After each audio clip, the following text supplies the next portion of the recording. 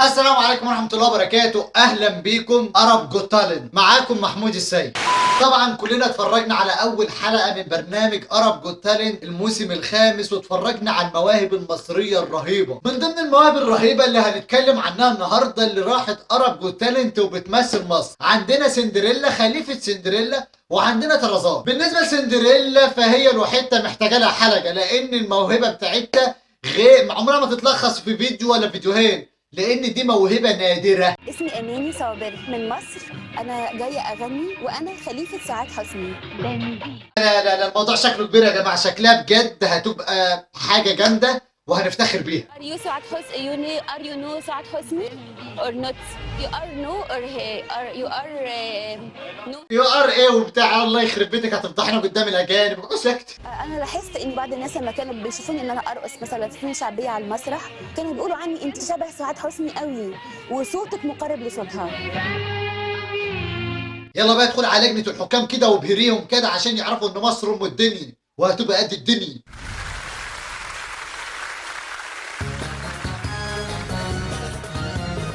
معلش كده ارجع لي بالفيديو تاني كده، عايز اشوف حاجه، في حاجه كده لمحتها غريبه كده.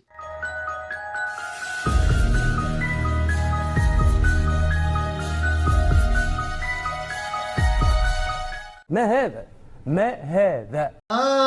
هو انت اشتغلتني في شغل مرتضى منصور؟ والله ما انت نافعه، عملت لي اعمال وحاجات. يكتشف الغامض والمثير يستنتج بالعقل الكثير كونان الرجل الصغير.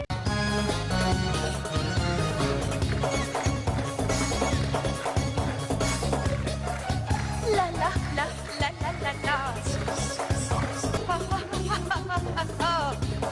ما تقلقوش يا جماعه، هي بس بتاخد لفه كده بس في الايه، في الحته الحلوه دي عشان تعرف تاخد ايه الفرصه بتاعتها وتعرف تقدم المحتوى اللذيذ الله يخرب بيتي.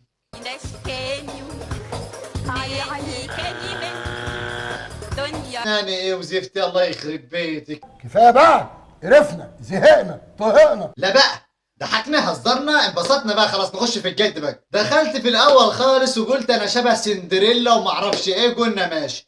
طلعت وقلت لهم اتز ار يور وما انتش عارفه بتقول ايه وقلنا ماشي. دخلت باعمال وعملت فيها مرتضى منصور وقلنا ماشي. لفيته في الحته اللي قدام الحته الواسعه الجميله دي ولفيت فيها وقلنا ماشي. ومن نفسك اتمرجحت شويه بالمرجحه اللي كانوا عاملها لي وقلنا ماشي. بس تروحي تلبسي لي لبس سندريلي ومش حافظه الاغنيه وقاعده تقولي كانوا ومانوا ومنامشه وحلبسي.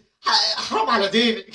حرامات حرامات حرامات.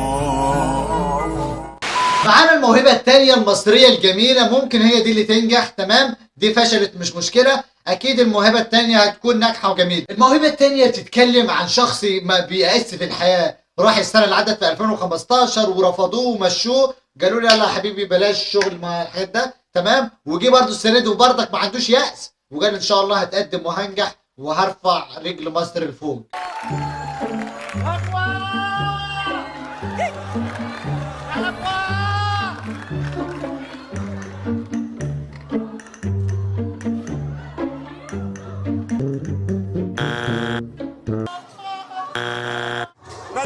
المفروض انا اصلا اشتركت عشان المفروض ابقى قاعد معاكم في كرسي احكم، لان انا خبرتي كبيره. راحت عليك يا ناصر. بس بس بس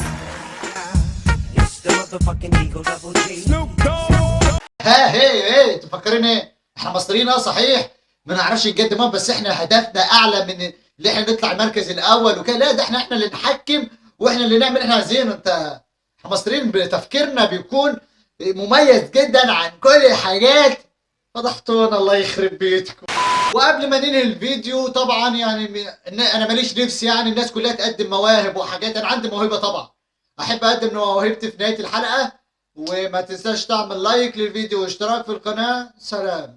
انا محمود السيد، جاي من مصر وبعرف العب بالبلالين. Alright, go ahead.